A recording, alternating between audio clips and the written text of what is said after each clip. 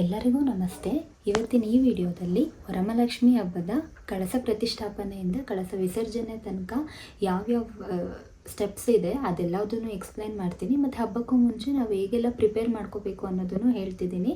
ಮತ್ತು ಹಬ್ಬದಲ್ಲಿ ನಾವು ಮಾಡುವಂಥ ನೈವೇದ್ಯ ಯಾವುದು ಅದನ್ನು ಸಹ ಹೇಳ್ತೀನಿ. ಈ ಹಬ್ಬ ಮಾಡೋಕ್ಕೂ ಮುಂಚೆ ನಾವು ಮೊದಲು ಮಾಡಬೇಕಿರುವಂಥದ್ದು ಸಂಕಲ್ಪ. ಆ ಸಂಕಲ್ಪನ ಮೊದಲು ನಾನು ಎಕ್ಸ್ಪ್ಲೈನ್ ಮಾಡ್ತಾ ಅದಾದಮೇಲೆ ಇನ್ನು ಉಳಿದಿರೋ ಎಲ್ಲ ವಿಧಾನಗಳನ್ನು ಎಕ್ಸ್ಪ್ಲೈನ್ ಮಾಡ್ತೀನಿ. ಸೊ ಸಂಕಲ್ಪ ಅಂದ್ರೇನಂದರೆ ಇದು ವರಮಹಾಲಕ್ಷ್ಮಿ ಹಬ್ಬದ ಜೊತೆ ಇದು ವ್ರತ ಆಗಿರೋದ್ರಿಂದ ನಾವು ಹಬ್ಬ ಸ್ಟಾರ್ಟ್ ಮಾಡೋಕ್ಕೂ ಮುಂಚೆ ಅಂದರೆ ಹಬ್ಬದ ದಿನಕ್ಕೂ ಕೆಲವು ದಿನಗಳಿಗೆ ಮುಂಚೆ ದೇವ್ರ ಮನೇಲಿ ಕೂತ್ಕೊಂಡು ಒಂದು ಕೈಯಲ್ಲಿ ಅಕ್ಕಿನ ಇಟ್ಕೊಂಡು ಈ ಕೈಯಲ್ಲಿ ಅಕ್ಕಿನ ಇಟ್ಕೊಂಡು ಅದಕ್ಕೆ ಈ ಥರ ಮುಚ್ಕೊಂಡು ನೀವು ದೇವ್ರ ಹತ್ರ ಮೊದಲು ಸಂಕಲ್ಪ ಮಾಡಬೇಕು. ಏನಂತ ನಿಮ್ಗೆ ಯಾವುದಾದ್ರೂ ಕೋರಿಕೆ ಇದ್ದರೆ ಇಲ್ಲ ಯಾವುದಾದ್ರೂ ಬೇಡಿಕೆಗಳಿದ್ದರೆ ನಾನು ಈ ಕಾರಣಕ್ಕೋಸ್ಕರ ನಾನು ಈ ವರ್ಷ ಈ ವ್ರತನ ಮಾಡ್ತಿದ್ದೀನಿ ಅಂತ ನೀವು ಮುಂಚೆ ಸಂಕಲ್ಪ ಮಾಡಿ ಆಮೇಲೆ ಶ್ರಾವಣ ಮಾಸದ ಶುಕ್ಲ ಪಕ್ಷದ 2ನೇ ಶುಕ್ರವಾರ ಏನು ಬರುತ್ತಲ್ಲ ಆವತ್ತಿನ ದಿನ ನಾವು ವರಮಹಾಲಕ್ಷ್ಮಿ ಹಬ್ಬನ ಮಾಡೋ ಅಂಥದ್ದು. ಸೊ ಎಲ್ಲರೂ ಹಬ್ಬ ಮಾಡೋಕ್ಕೂ ಮುಂಚೆ ಸಂಕಲ್ಪನ ಮಾಡಿ ಆ ನಂತರ ನೀವು ಹಬ್ಬನ ಸ್ಟಾರ್ಟ್ ಮಾಡ್ಕೊಳ್ಳಿ. ಈಗ ಸಂಕಲ್ಪ ಮಾಡಿದ ಮೇಲೆ ನಾವು ಹಬ್ಬದ ದಿನ ಯಾವ್ಯಾವ ಥರ ತಯಾರಿ ಮಾಡೋದು ಅಂತ ನೋಡೋಣ. ಈಗ ನಾವು ಹಬ್ಬ ಮಾಡೋ ದಿನ ಏನಂತ ಅಂದರೆ ನಿಮ್ಮ ಹತ್ರ ಇನ್ ಕೇಸ್ ಏನಾದರೂ ಈ ಥರದ್ದು ಯಾವುದಾದ್ರೂ ಮಣೆ ಇದ್ದರೆ ಇಲ್ಲ ಅಂತಂದರೆ ಮರದ ಮಣೆ ಇದ್ರೂ ಪರವಾಗಿಲ್ಲ, ನಾವು ಇದ್ರ ಮೇಲೆ ನಾವು ಲಕ್ಷ್ಮಿನ ಪ್ರತಿಷ್ಠಾಪನೆ ಮಾಡುವಂಥದ್ದು ವಾಡಿಕೆ ಇರೋದು. ನಾನು ಮೊದಲು ಈ ಮಣೆನ ನಾನು ಹಬ್ಬದ ದಿನ ಮಾಡಿದೆ, ವಿಡಿಯೋಕ್ಕೋಸ್ಕರ ಮಾಡ್ತಿರೋದ್ರಿಂದ ನಾನು ಇವಾಗ ಅದ್ರ ಮೇಲೆ ತೋರಿಸ್ತಿದ್ದೀನಿ.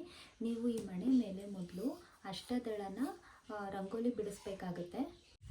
ಈ ಅಷ್ಟದಳ ಅಂಥದ್ದು ಯಾಕೆ ಇಷ್ಟು ಇಂಪಾರ್ಟೆಂಟ್ ಅಂತ ಅಂದರೆ ಲಕ್ಷ್ಮೀದೇವಿ ಯಾವಾಗಲೂ ಸ್ಥಾಪಿತ ಆಗಿರೋವಂಥದ್ದು ಅಷ್ಟದಳದ ಮೇಲೆ, ಅಂದರೆ 8 ದಳ ಇರೋ ಪುಷ್ಪದ ಮೇಲೆ. ಸೊ ಹಾಗಾಗಿ 8 ದಳ ಇರೋವಂಥ ಈ ಒಂದು ರಂಗೋಲಿನ ಬಿಡಿಸಿ ಇದ್ರ ಮೇಲೆ ನಾವು ಲಕ್ಷ್ಮಿನ ಪ್ರತಿಷ್ಠಾಪನೆ ಮಾಡಬೇಕು. ಕೆಲವ್ರು ಏನು ಮಾಡ್ತಾರಂದರೆ ಸೀರೆ ಉಡ್ಸೋದಕ್ಕೋಸ್ಕರ ಕಬ್ಬಿಣದ ಸ್ಟ್ಯಾಂಡ್ ಮಾಡಿಸ್ಕೊಂಡು ಅದ್ರ ಮೇಲೆ ಕೂಡ ಉಡಿಸ್ತಾರೆ. ಆದರೆ ಕಬ್ಬಿಣದ ಸ್ಟ್ಯಾಂಡ್ ಮೇಲೆ ಕೂರಿಸ್ಬಾರ್ದು ಅಂತ ನಾನು ಕೇಳಿರೋ ಮಟ್ಟಿಗೆ ಹೇಳಿದ್ದಾರೆ. ಹಾಗಾಗಿ ಆದಷ್ಟು ಕಬ್ಬಿಣದ ಸ್ಟ್ಯಾಂಡನ್ನ ಇಟ್ಟು ಅದ್ರ ಮೇಲೆ ಕೂರಿಸೋದನ್ನು ಬಿಟ್ಟು ಈ ಥರದನ್ನೇ ಕೂರಿಸೋದಕ್ಕೆ ಟ್ರೈ ಮಾಡಿ. ನೀವು ಇದಕ್ಕೆ ಅಲಂಕಾರ ಕೂಡ ಮಾಡ್ಬೋದು, ಯಾಕೆಂದರೆ ನಿಮ್ಮೆಲ್ರಿಗೂ ಗೊತ್ತಿರೋ ಹಾಗೆ ಲಕ್ಷ್ಮೀದೇವಿ ಅಲಂಕಾರ ಪ್ರಿಯ ಆಗಿರೋದ್ರಿಂದ ಈ ರಂಗೋಲಿಗೆ ನಿಮಗೆ ಬೇಕು ಅಂದರೆ ಬಣ್ಣ ಕೂಡ ಹಾಕ್ಬೋದು. ನಾನು ಬಣ್ಣ ಹಾಕಿ ಕೂಡ ತೋರಿಸ್ತೀನಿ. ಈಗ ನಾನೀಗ ಇಲ್ಲಿ ಒಂದು ಬಣ್ಣ ಹಾಕಿ ತೋರಿಸ್ತಿದ್ದೀನಿ. ನಿಮಗೆ ಬೇಕು ಅಂತ ಅಂದರೆ ಬಣ್ಣದ ರಂಗೋಲಿನೂ ಕೂಡ ಹಾಕ್ಬೋದು. ನಿಮಗೆ ಟೈಮ್ ಇತ್ತು ಅಂತಂದರೆ ಇನ್ನೂ ಒಂದು ಕಲರ್ನ ಹಾಕ್ಕೊಂಡು ನೀವು ಮಾಡಿಕೊಡಿ.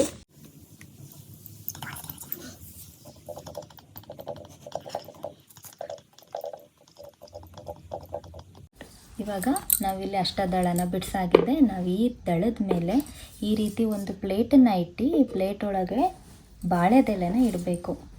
ಈ ಥರ ಬಾಳೆದೆಲೆಯಲ್ಲಿ ಇದು ಸುಳಿಯಾಗಿರೋದ್ರಿಂದ ನಾವು ಲಕ್ಷ್ಮೀ ದೇವಿನ ಏನಂತ ಅಂದರೆ ಒಂದು ಪೂರ್ವಾಭಿಮುಖ ಇಲ್ಲ ಅಂದರೆ ಉತ್ತರಾಭಿಮುಖ, ಅಂದರೆ ಪೂರ್ವಕ್ಕೆ ಇಲ್ಲ ಅಂದರೆ ಉತ್ತರಕ್ಕೆ ಮುಖ ಮಾಡಿ ನಾವು ಲಕ್ಷ್ಮೀ ದೇವಿನ ಕೂರಿಸ್ಬೇಕು. ಹಾಗಾಗಿ ಈ ಸುಳಿ ಕೂಡ ನೀವು ಇಡುವಾಗ ಇದು ಪೂರ್ವಕ್ಕಿರಬೇಕು ಇಲ್ಲ ಅಂದರೆ ಉತ್ತರಕ್ಕಿರಬೇಕು. ಈ ಪ್ಲೇಟ್ ಏನಿದೆ ಅಲ್ಲ ಈ ಪ್ಲೇಟ್ ಅಷ್ಟಗ್ಲೂ ನೀವು ಕಟ್ ಮಾಡಿಕೊಂಡು ಈ ರೀತಿ ನೀಟಾಗಿ ಕಟ್ ಮಾಡಿಕೊಂಡು ಇದರೊಳಗಡೆ ಅಕ್ಕಿನ ಹಾಕಿ ಅಕ್ಕಿ ಮೇಲೆ ನಾವು ಬೆಳ್ಳಿ ಕಳಸ ಇಲ್ಲಾಂದರೆ ನಿಮ್ಮ ಹತ್ರ ಯಾವುದು ತಾಮ್ರದ ಕಳಸ ಇದ್ದರೆ ಅದನ್ನು ಹಾಕಬೇಕು.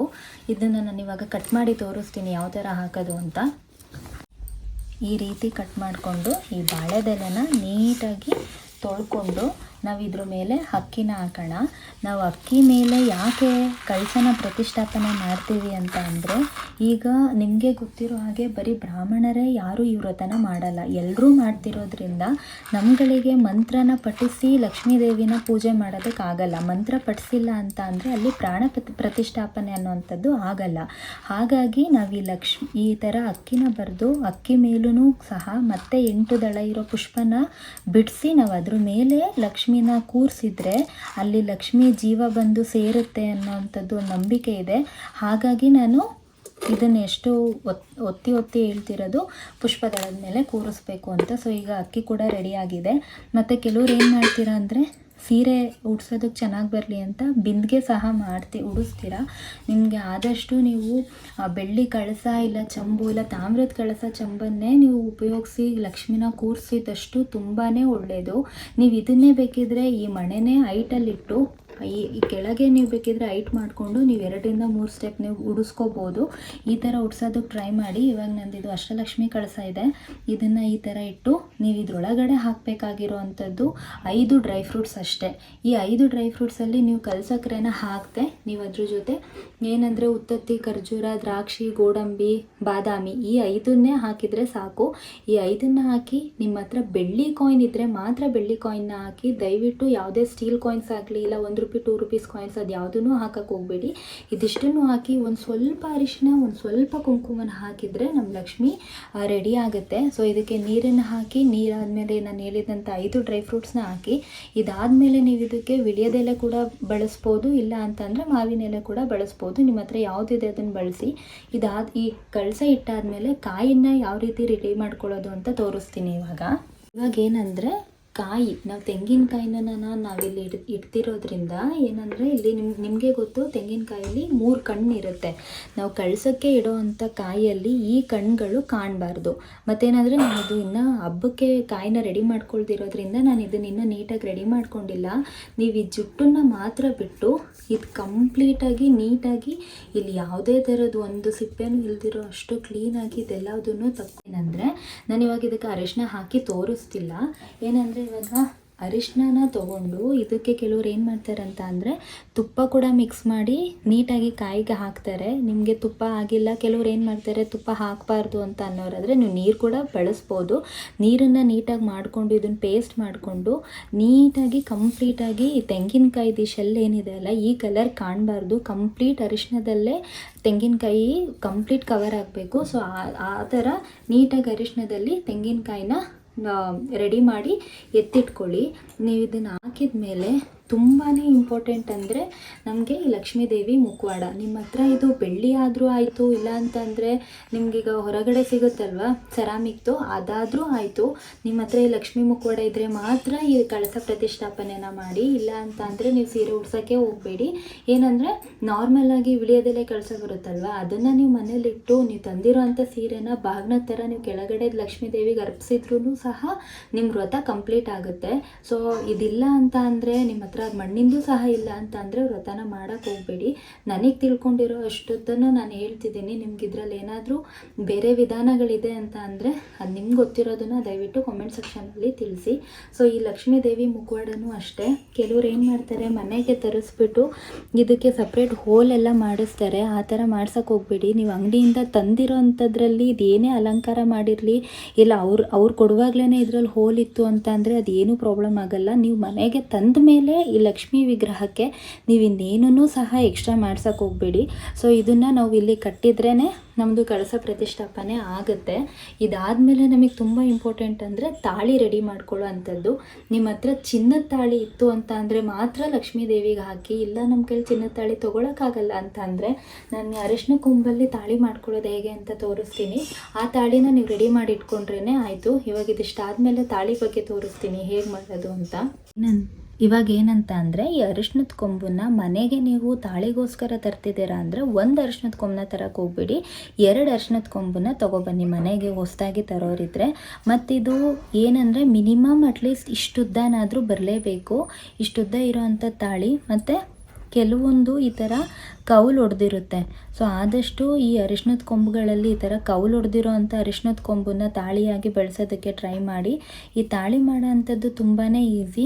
ನಿಮಗಿದು ಫ್ಯಾನ್ಸಿ ಸ್ಟೋರಲ್ಲಿ ಇಲ್ಲ ದೇವ್ರ ಸಾಮಾನೆಲ್ಲ ಸಿಗೋವಂಥ ಅಂಗಡಿಗಳಲ್ಲಿ ನಿಮ್ಗೆ ಹಳದಿ ದಾರ ಅಂತಲೇ ಸಿಗುತ್ತೆ. ನಿಮಗಿಲ್ಲ ವೈಟ್ ಕಲರ್ ದಾರ ಸಿಕ್ಕಿದ್ರೂ ನೀವು ಕಳ್ಸಕ್ಕೆ ರೆಡಿ ಮಾಡ್ಕೊಳ್ಳುವಾಗ ಏನು ಅರಿಶಿನ ರೆಡಿ ಮಾಡ್ಕೊಂಡಿರ್ತೀರಲ್ಲ ಅದಕ್ಕೇ ಇದಕ್ಕೂ ಸಹ ಸ್ವಲ್ಪ ಅರಿಶಿನ ಹಾಕಿ ನೀವು ನಾರ್ಮಲಾಗಿ ಮಧ್ಯಕ್ಕೆ ಈ ಥರ ಗಂಟು ಹಾಕಿ ನೀವು ತಾಳಿನ ರೆಡಿ ಮಾಡಿಟ್ಕೊಂಡ್ರೆ ಆಯಿತು.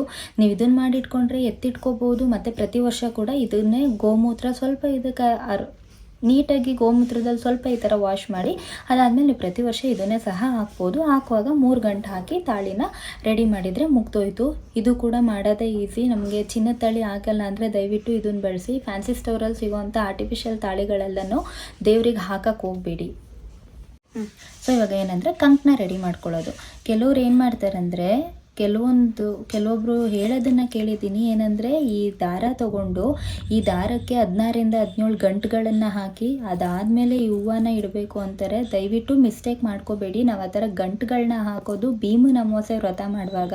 ನಾವೀಗ ಮಾಡ್ತಿರೋದು ಲಕ್ಷ್ಮೀದೇವಿ ವ್ರತ ಆಗಿರೋದ್ರಿಂದ ನಾವು ನಮ್ಮ ಕೈ ಅಳತೆ ಎಷ್ಟಿರುತ್ತೆ ಅಷ್ಟಕ್ಕೆ ಹಳದಿ ದಾರನ ತೊಗೊಂಡು ತೊಟ್ಟು ಇಲ್ಲದೆ ಇರೋವಂಥ ಹಳದಿ ಹೂವು, ನಿಮ್ಗೆ ಇದೊಂದನ್ನು ನೆನ್ಪಿಟ್ಕೊಳ್ಳಿ. ನಾವು ಕಂಕಣ ಮಾಡುವಾಗ ಒಂದು ವಿಳಿಯದೆಲೆನ ಬಳಸಬೇಕು, ಇಲ್ಲ ಅಂತಂದರೆ ಈ ರೀತಿ ಹಳದಿ ಯಾವುದಾದ್ರೂ ಆಯಿತು ಹಳದಿ ಹೂವನ್ನು ಬಳಸಬೇಕು. ಮಾಡಿ ಇದನ್ನು ನೀಟಾಗಿ ಈ ಥರ ಗಂಟು ಹಾಕ್ಕೊಂಡು ನೀವು ಕೈ ಕಟ್ಕೊಂಡು ವ್ರತ ಮಾಡಿ. ವ್ರತ ಮಾಡೋ ಅಂಥವ್ರು ಮನೇಲಿ ಇವಾಗ ಮದುವೆ ಆಗಿರೋರು ಇವ್ರು ವ್ರತ ಮಾಡ್ತಿದ್ರೆ ಆದಷ್ಟು ಗಂಡನಿಂದ ಕಟ್ಟಿಸ್ಕೊಳ್ಳೋಕೆ ಟ್ರೈ ಮಾಡಿ, ಇಲ್ಲ ಅಂತ ಅಂದರೆ ಮನೇಲಿರೋ ಹಿರಿಯವ್ರ ಹತ್ರ ಕಟ್ಟಿಸ್ಕೊಳ್ಳಿ. ಇದನ್ನು ಕನ್ಫ್ಯೂಸ್ ಅಂತೂ ಮಾಡ್ಕೋಬೇಡಿ. ಇದಕ್ಕೆ ಯಾವುದೇ ರೀತಿ ಗಂಟುಗಳನ್ನು ಅವಶ್ಯಕತೆಯೇ ಇಲ್ಲ. ಮತ್ತೇನಂತ ಅಂದರೆ ಪೂಜೆ ಎಲ್ಲ ಮುಗಿದ್ಮೇಲೆ ಕೆಲವ್ರು ಏನು ಮಾಡ್ತೀರಾ ಅಂದರೆ ಹೂವಿಂದ ಅಭಿಷೇಕ ಆಗಿರ್ಬೋದು, ಇಲ್ಲ ಕುಂಕುಮಾರ್ಚನೆ ಮಾಡಿರೋ ಥರನೇ ಪುಷ್ಪಾರ್ಚನೆ ಮಾಡ್ತೀರಾ. ಇನ್ ಕೇಸ್ ನೀವು ಪುಷ್ಪಾರ್ಚನೆ ಮಾಡ್ತಿದ್ದೀರಾ ಅಂದರೆ ಯಾವುದೇ ನೀವು ದೇವ್ರಿಗೆ ಹಾಕುವಂಥ ಯಾವುದೇ ಹೂವಲ್ಲಿ ತೊಟ್ಟುಗಳಿರಬಾರ್ದು. ಸೊ ಅದನ್ನು ನೋಡಿಕೊಂಡು ಮಾಡಿ. ಇಲ್ಲ ಅಂದರೆ ನಾನು ಕುಂಕುಮಾರ್ಚನೆ ಕೂಡ ಮಾಡೋದು ಹೇಗೆ ಅಂತ ಹೇಳ್ತೀನಿ, ಅದರಲ್ಲಿ ಹೇಳ್ತೀನಿ. ಇದಾದಮೇಲೆ ನಮಗೆ ತುಂಬ ಇಂಪಾರ್ಟೆಂಟ್ ಅಂತ ಅಂದರೆ ಪ್ರಸಾದ ನೈವೇದ್ಯ. ಲಕ್ಷ್ಮೀ ದೇವಿಗೆ ತುಂಬಾ ಇಷ್ಟ ಅಂಥದ್ದು, ಪ್ರಿಯ ಆಗಿರೋವಂಥದ್ದು ಅಕ್ಕಿ ಮತ್ತು ಹೆಸರುಬೇಳೆ. ನೀವೇನಂದರೆ ಅಕ್ಕಿ ಮತ್ತು ಹೆಸರುಬೇಳೆನ ಬೇಯಿಸ್ಕೊಂಡು ಅದಕ್ಕೊಂದು ಖಾರ ಇನ್ನೊಂದಕ್ಕೆ ಸ್ವೀಟ್ ಮಾಡಿದರೆ ಆಯಿತು. ಇನ್ಯಾವುದನ್ನು ಲಕ್ಷ್ಮೀದೇವಿ ಕೇಳಲ್ಲ. ಅದ್ರ ಜೊತೆಗೆ ನಿಮಗೆ ಇನ್ ಕೇಸ್ ಏನಾದರೂ ಚಕ್ಕಲಿ ಮಾಡ್ತೀರಾ, ನಿಪ್ಪಟ್ಟು ಮಾಡ್ತೀರಾ ಅಂದರೆ ಅದು ನಿಮ್ಮ ಪ್ರೀತಿಯಿಂದ ಮಾಡುವಂಥದ್ದು. ಬಟ್ ಎಲ್ಲದಕ್ಕಿಂತ ಮುಖ್ಯವಾಗಿ ನೈವೇದ್ಯ ಬೇಕಿರೋವಂಥದ್ದು ಹೆಸರುಬೇಳೆ ಮತ್ತು ಅಕ್ಕಿಯಿಂದ ಮಾಡಿರುವಂಥ ಯಾವುದಾದ್ರೂ ನೈವೇದ್ಯ ಆಗಿರ್ಬೋದು. ಇದನ್ನು ದೇವಿಗೆ ಮೊದಲು ಇಡಿ. ಕೆಲವರು ರವೆಯಿಂದ ಸಜ್ಜಿಗೆ ಮಾಡಬೇಕು ಅಂತಾರೆ, ಬಟ್ ನಾನು ವಿಚಾರಿಸಿರೋ ಪ್ರಕಾರ ರವೆ ಸಜ್ಜಿಗೆನ ನಾವು ಇಂಪಾರ್ಟೆಂಟಾಗಿ ಇಡೋದು ಯಾರಿಗೆ ಅಂತ ಅಂದರೆ ಸತ್ಯನಾರಾಯಣ ಸ್ವಾಮಿ ಪೂಜೆಯಲ್ಲಿ. ಹಾಗಾಗಿ ಮೊದಲು ಇದನ್ನು ಇಡಿ. ಇದಾದಮೇಲೆ ನೀವು ಫಲಹಾರಗಳನ್ನು ನೀವು ಸೇವೆನ ಕೊಡುವಾಗ ಯಾವುದೇ ಹಣ್ಣುಗಳನ್ನ ಇಡುವಾಗ 5 ರೀತಿ ಇಲ್ಲ 7 ಇಲ್ಲ 9 ಆದಷ್ಟು ಬೆಸ ಸಂಖ್ಯೆಯಲ್ಲಿ ಹಣ್ಣುಗಳನ್ನು ಇಡಿ. ಈಗ 5 ರೀತಿ ಇಡ್ತಿದ್ದೀರಾ ಅಂದರೆ ಸೇಬು, ಪೈನಾಪಲ್, ದ್ರಾಕ್ಷಿ, ಮೂಸಂಬಿ, ಆರೆಂಜ್ ಯಾವುದೇ ಇದ್ರೂ ಅದು 5 ರೀತಿಲಿ ಇರೋ ಥರದ್ದನ್ನು ಇಡಿ. ಈ ಫಲಹಾರ ಮತ್ತು ನೈವೇದ್ಯ ಆದಮೇಲೆ ನಾವು ಕುಂಕುಮಾರ್ಚನೆ ಮಾಡ್ತೀವಿ ದೇವರಿಗೆ. ಆ ಕುಂಕುಮಾರ್ಚನೆ ಮಾಡೋದು ಹೇಗೆ ಅಂತ ನೋಡೋಣ. ಕುಂಕುಮಾರ್ಚನೆ ಮಾಡುವಾಗ ನಿಮಗೆ ಒಂದು ಬುಕ್ ಸಿಗುತ್ತೆ, ಕುಂಕುಮಾರ್ಚನೆ ಮಾಡುವಾಗ ಹೇಳೋಂಥ ಶ್ಲೋಕಗಳದ್ದು. ಆ ಬುಕ್ಕನ್ನ ನೀವು ಪಕ್ಕದಲ್ಲಿ ಇಟ್ಕೊಂಡು ಈ ಕುಂಕುಮ ಇರುತ್ತಲ್ಲ, ಈ ಕುಂಕುಮನ ಈ ಉಂಗುರದ ಬೆರಳಿಂದ ಈ ರೀತಿ ಇಟ್ಕೊಂಡು ದೇವ್ರ ಮುಂದೆ ಕೂತ್ಕೊಂಡು ಪ್ರತಿಯೊಂದು ಶ್ಲೋಕಗಳನ್ನು ಹೇಳ್ತಾ ಈ ಥರ ಒಂದೊಂದೇ ಈ ರೀತಿ ಹಾಕ್ಕೊಂಡು ಬರಬೇಕು. ಈ ರೀತಿ ಹಾಕ್ಕೊಂಡು ಬಂದು ಈ ಕುಂಕುಮನೆಲ್ಲ ನೀವು ದೇವ್ರ ಮನೇಲಿ ಇಟ್ಟು ಪ್ರತಿದಿನ ಮನೇಲಿರೋರೆಲ್ಲರೂ ಯೂಸ್ ಮಾಡ್ಕೋಬೋದು. ಇದು ಕೂಡ ಮಾಡಿ ತುಂಬಾ ಒಳ್ಳೆಯದು. ನಿಮಗೆ ನೈವೇದ್ಯ ಮಾಡಿ ಎಲ್ಲದು ಆದಮೇಲೆ ಏನಂದರೆ ಕಾಯಿನ ಹೊಡೆಯುವಂಥದ್ದು ತುಂಬಾ ಇಂಪಾರ್ಟೆಂಟು. ತಾಯಿಗೆ ನಾವು ಕಳಸ ಪ್ರತಿಷ್ಠಾಪನೆ ಮಾಡಿ ವಿಸರ್ಜನೆ ಮಾಡೋ ತನಕ 3 ಸಲ ಕಾಯಿ ಪೂಜೆ ಆಗಿರಬೇಕು, ತೆಂಗಿನಕಾಯಿ ಪೂಜೆ. ಸೊ ಹಂಗಾಗಿ ಬೆಳಿಗ್ಗೆ ಒಂದು ಸಲ ತೆಂಗಿನಕಾಯಿನ ಹೊಡೀರಿ, ಸಂಜೆ ಮನೆಗೆ ಮುತ್ತೈದೆಯವರೆಲ್ಲ ಬಂದು ಹೋದ್ಮೇಲೆ ಇನ್ನೊಂದು ತೆಂಗಿನಕಾಯಿನ ಹೊಡೀರಿ, ವಿಸರ್ಜನೆ ಮಾಡೋ ಅಂಥ ಟೈಮಲ್ಲಿ ಇನ್ನೊಂದು ತೆಂಗಿನಕಾಯಿ. ಸೊ 3 ತೆಂಗಿನಕಾಯಿನ ಹೊಡೆದು ತಾಯಿನ ವಿಸರ್ಜನೆ ನಾವು ಮಾಡಬೇಕಾಗುತ್ತೆ.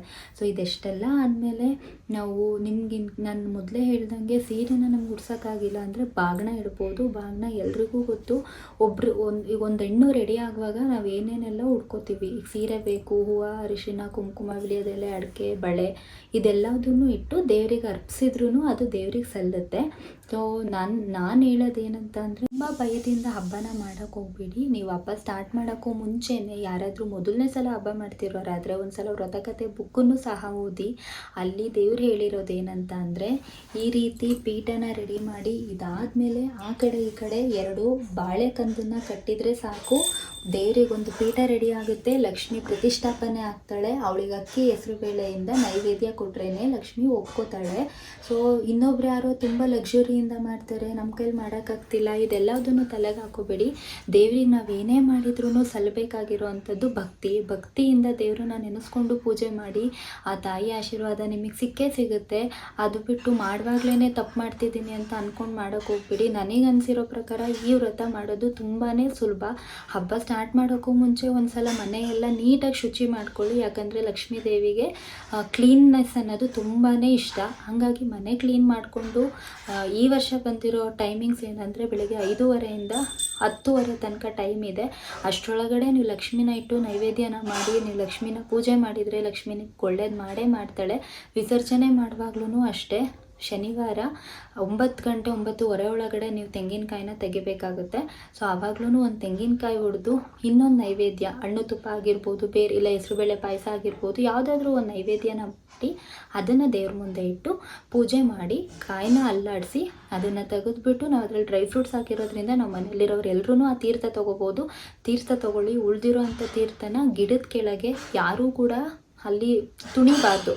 ಅಂಥ ಜಾಗದಲ್ಲಿ ನೀವು ನೀರನ್ನು ವಿಸರ್ಜನೆ ಮಾಡಿ. ಮತ್ತು ಇನ್ನೊಂದೇನೆಂದರೆ ಲಕ್ಷ್ಮೀದೇವಿ ಅಲಂಕಾರ ಪ್ರಿಯೆ ಹೌದು, ಹಾಗಂತ ಆದಷ್ಟು ಆರ್ಟಿಫಿಷಿಯಲ್ನ ಹಾಕೋ ಅಂಥದ್ದನ್ನು ಅವಾಯ್ಡ್ ಮಾಡಿ. ನಿಮ್ಮ ಹತ್ರ ಯಾವುದಾದ್ರೂ ಒಂದು ಚಿಕ್ಕ ಚೈನ್ ಇದ್ರೂ ಪರವಾಗಿಲ್ಲ, ಅದನ್ನೇ ಹಾಕಿ. ಇನ್ನು ಉಳಿದಿದ್ದನ್ನು ಕೆಲವರು 108 ರೀತಿ ಹೂವದಲ್ಲೂ ಕೂಡ ಲಕ್ಷ್ಮೀದೇವಿನ ಅಲಂಕಾರ ಮಾಡ್ತಾರಂತೆ. ಹಾಗಾಗಿ ನಿಮ್ಮ ಹತ್ರ ಎಷ್ಟು ಥರ ಹೂವು ಸಿಗುತ್ತೋ ಅಷ್ಟು ಥರ ಹೂವಲ್ಲೇ ಅಲಂಕಾರ ಮಾಡಿ. ಆದರೆ ಆರ್ಟಿಫಿಷಿಯಲ್ನ ಬಳಸೋದನ್ನು ಸ್ವಲ್ಪ ಅವಾಯ್ಡ್ ಮಾಡಿ. ಯಾಕಂದರೆ ನಾನು ತಿಳ್ಕೊಂಡಿರೋ ಮಟ್ಟಿಗೆ ದೇವತೆಗಳಿಗೆ ತುಂಬ ಪ್ರಿಯವಾದದ್ದು ಮೊದಲು ಚಿನ್ನ, ಆಮೇಲೆ ಬೆಳ್ಳಿ, ಆಮೇಲೆ ತಾಮ್ರ, ಇದೆಲ್ಲ ಆಗಿರೋದ್ರಿಂದ ಆರ್ಟಿಫಿಷಿಯಲಲ್ಲೆಲ್ಲೂ ಬರಲ್ಲ. ಸೊ ಹಂಗಾಗಿ ಯೂಸ್ ಮಾಡಬೇಡಿ. ನನಗೆ ಹೇಳಿರೋದ್ರಲ್ಲಿ ನಿಮ್ಗೆ ಯಾವುದಾದ್ರೂ ತಪ್ಪಿದೆ, ಯಾವುದಾದ್ರೂ ಸರಿ ಮಾಡಬೇಕು ಅಂತ ಅಂದರೆ ಕಾಮೆಂಟ್ ಸೆಕ್ಷನಲ್ಲಿ ತಿಳಿಸಿ. ನಾನು ಅದನ್ನು ಸರಿ ಮಾಡ್ಕೊಳ್ಳೋಕೆ ಕೂಡ ರೆಡಿ ಇದ್ದೀನಿ. ನಮ್ಮ ಈ ವಿಡಿಯೋ ಇಷ್ಟ ಆಗಿದ್ದರೆ ನಮ್ಮ ಚಾನೆಲ್ನ ಸಬ್ಸ್ಕ್ರೈಬ್ ಮಾಡಿ. ಈಗ ಇವತ್ತಿನ ಈ ವಿಡಿಯೋದಲ್ಲಿ ನಾನು ಕೊಟ್ಟಿರೋಂಥ ಎಲ್ಲ ಇನ್ಫಾರ್ಮೇಷನ್ನು ನಾನು ತುಂಬ ಜನನ ಕೇಳಿ ತಿಳ್ಕೊಂಡು ನನಗೆ ಗೊತ್ತಿರೋಂಥ ಸರಿ ಮಾಹಿತಿನ ಕೊಡೋಕ್ಕೆ ನಾನು ಟ್ರೈ ಮಾಡಿದ್ದೀನಿ.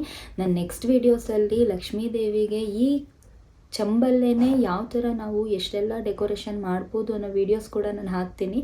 ಸೊ ನನ್ನ ಚಾನೆಲ್ನ ನೋಡ್ತಾ ಇರಿ. ಹಾಗೆ ಇಷ್ಟ ಆದರೆ ನನ್ನ ಚಾನಲ್ಗೆ ಸಬ್ಸ್ಕ್ರೈಬ್ ಮಾಡಿ. Thank you so much for watching our video.